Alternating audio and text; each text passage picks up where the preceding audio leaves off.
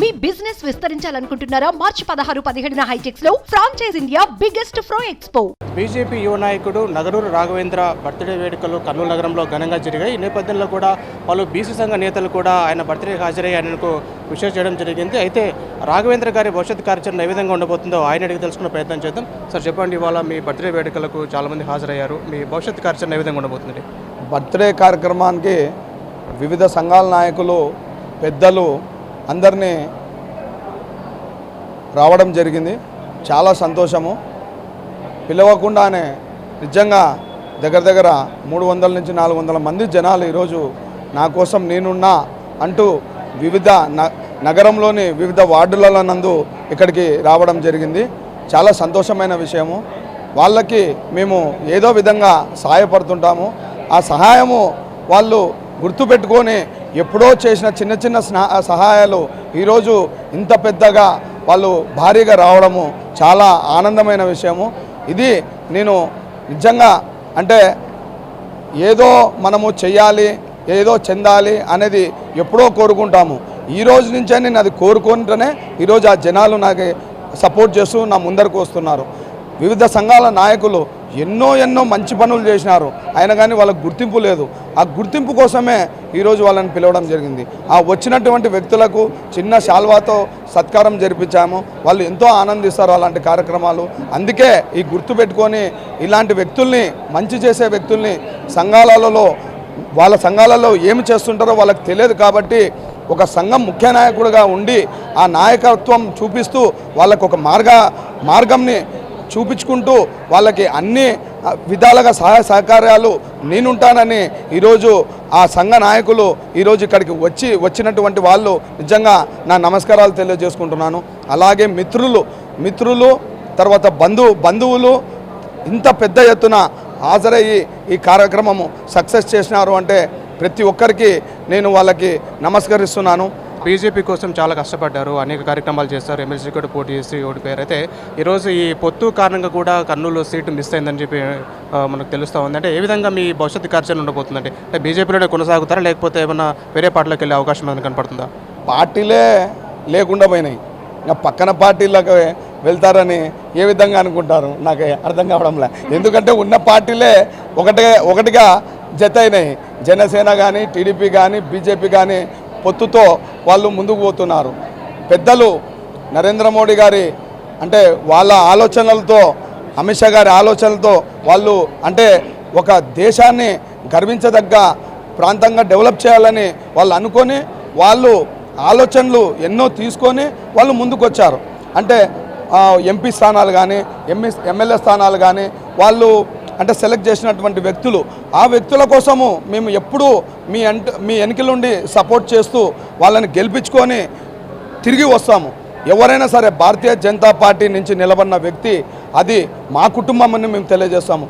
అక్కడ వాళ్ళు ఏమైనా కొట్లాడవచ్చు, వాళ్ళు మాకు టికెట్ రాలేదు, ఒకరికి వచ్చింది ఒకరికి రాదు అనేది పక్క పెడితే మేము మాత్రము భారతీయ జనతా పార్టీకి ఎల్లవేళలా సహకరించుకుంటూ మాలాంటి వాళ్ళు కార్యకర్తలు కానీ మేము ఈరోజు డబ్బులు చాలా పోట్టుకున్నంత మాత్రాన మేము దేశానికి సంబంధించిన వ్యవస్థని ఎలా తెలివిగా ముందుకు పోనీయాలో అనే వ్యవస్థని ప్రధానమంత్రి గారు ఆలోచిస్తారు. అలాంటి ఆలోచనలు ఎవరిని కలుపుకొని పోవాలి, ఎవరు కలుపుకొని పోతే బాగుంటుంది, మాకి ఎలా అంటే భవిష్యత్ కార్యాచరణ ఎలా ఉంటుంది అనేది వాళ్ళు అంటే ఈరోజు పొత్తుతో పోయినప్పుడు ఇంకా రాబోయే రోజుల్లో కూడా చాలా అవకాశాలు ఉంటాయి. అవకాశాల్లో మేము పాల్గొంటాము. అంటే ఈరోజు మాకు ఎమ్మెల్యే సీటు కానీ, ఎంపీ సీటు కానీ రాకపోవచ్చు, ఏం బాధ లేదు దాంట్లో. ఈరోజు ఖర్చు పెట్టినంత మాత్రాన మాకు ఖచ్చితంగా సీటు కావాలి అంటే చాలామంది ఖర్చు పెడతారు, చాలా విధాలుగా ఖర్చు పెడతారు. కానీ బాధ అనేది ఉంటుంది.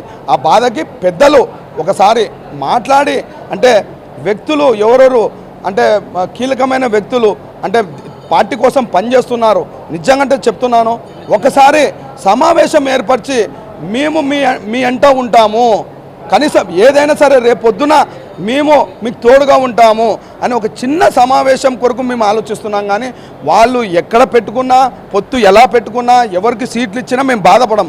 కానీ కార్యకర్తల నుంచి కష్టపడి ఎన్నో విధాలుగా ఇప్పుడు ఎగ్జాంపుల్ చెప్తాను. ఒక చిన్న కార్యకర్త ఒక బీజేపీ అనే కాదు, ఏ దానికోసమైనా వాడు డబ్బులు లేకున్నా ఎవరినో అడిగి నేను మళ్ళీ ఇస్తాను తెచ్చి ఆ డబ్బులు ఖర్చు పెట్టుకొని పార్టీ కోసము ఎన్నో విధాల ఇబ్బందులు పడుతుంటారు. అలా అంటే వాళ్ళు నేను రాబోయే ఎన్నికల్లో నేను నిలబడాలి, నాకంటూ ఒక ప్రత్యేకత నాకు ఉంటుంది, 10 మంది నేను వెనకేసుకొని వస్తున్నాను, రోజు ఎంత ఖర్చు ఉంటుంది, ఎన్నికల వేళ ముందుకు పోవాలంటే ఎంతో ఖర్చు ఉంటుంది. ఆ ఖర్చును కూడా మొత్తం వడ్డీలకు తెచ్చి మొత్తం తీసుకొని వచ్చి మేము మీకు ఖర్చు పెడుతున్నాము, నేను నాయకునిగా ఎదగాలి. ఎవరో ఉంటారండి, అందరూ ఉండరు నాయకులుగా ఎదగాలని. కానీ ఉన్న నాయకత్వానికి కొద్దిగన్నా పలకాలండి. ఆ పలకడం లేకపోతే చాలా బాధ అవుతుంది.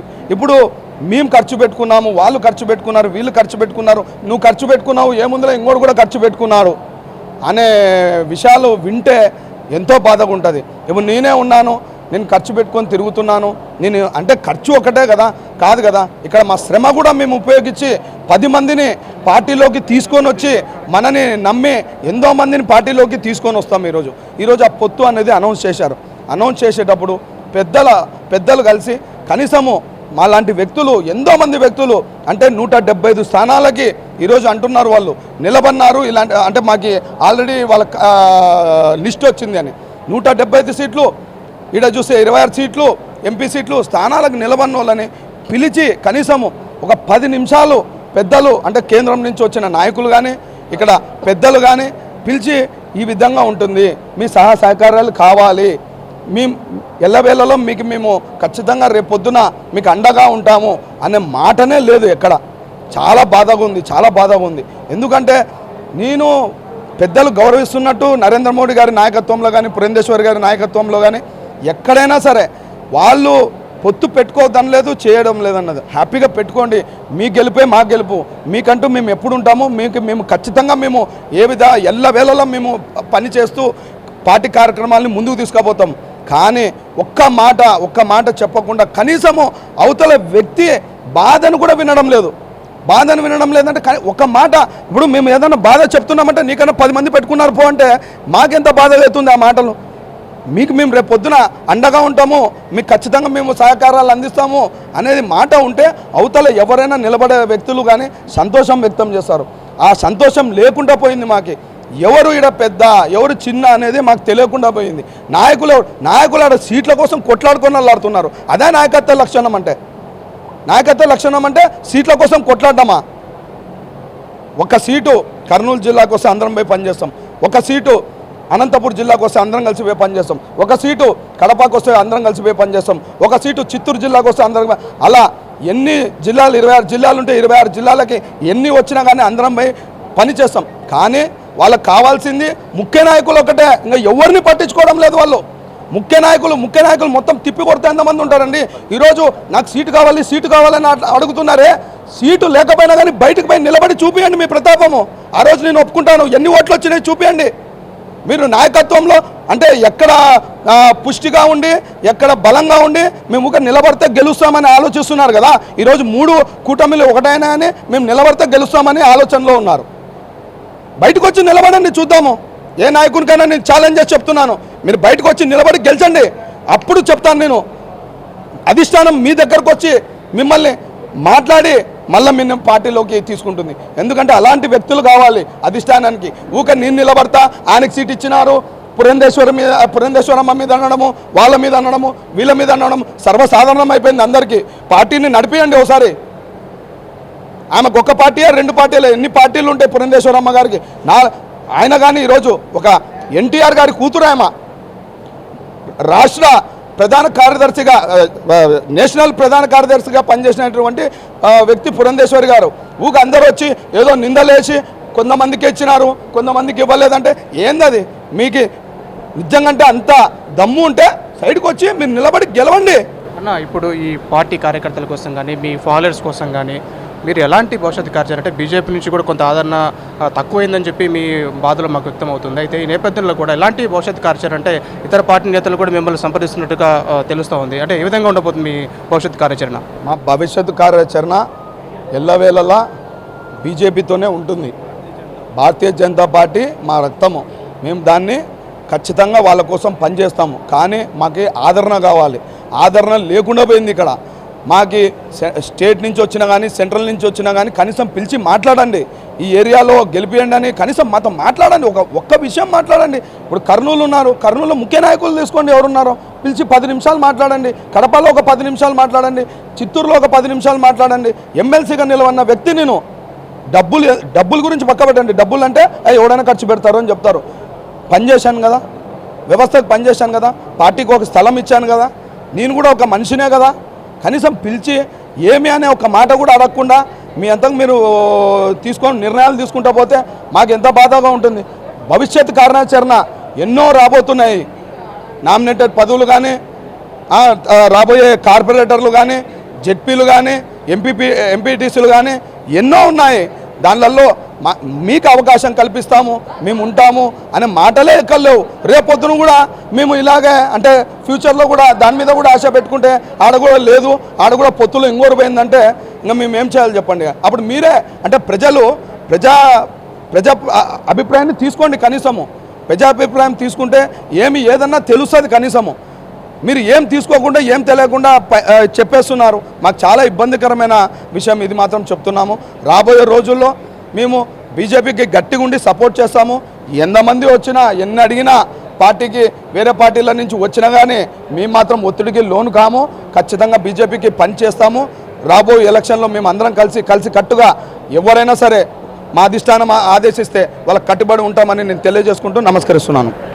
బీజేపీ పార్టీ కోసం అనునిత్యం నేను శ్రమిస్తున్నాను. అయితే పార్టీ నుంచి కొంత ఆదరణ కరువైంది. ఎందుకంటే ఎన్నికల అభ్యర్థుల విషయంలో కూడా తనతో చర్చించలేదన్న ఒక ఆవేదన కూడా నగరూరు రాఘవేంద్ర గారు వ్యక్తం చేస్తున్నారు. అయితే ఇప్పటికైనా బీజేపీ నాయకత్వం మేల్కోవాలి. జిల్లాలో ఎవరైతే గట్టిగా పనిచేస్తున్నారో ఆ నేతలను కలుపుకొని వెళ్ళి ముందుకు వెళ్లాల్సిన అవసరం ఉంది. మేము ఖచ్చితంగా బీజేపీ పార్టీలోనే కొనసాగుతామని చెప్పేసి అని కూడా నగరూరు రాఘవేంద్ర చెప్తున్నారు. కెమెరా పర్సన్ సురేష్తో మల్లికార్జున్, సుమన్ టీవీ, కర్నూలు జిల్లా. సుమన్ టీవీలో మీ పర్సనల్ అండ్ బిజినెస్ ప్రమోషన్స్ కోసం కింది నెంబర్కి కాంటాక్ట్ చేయండి.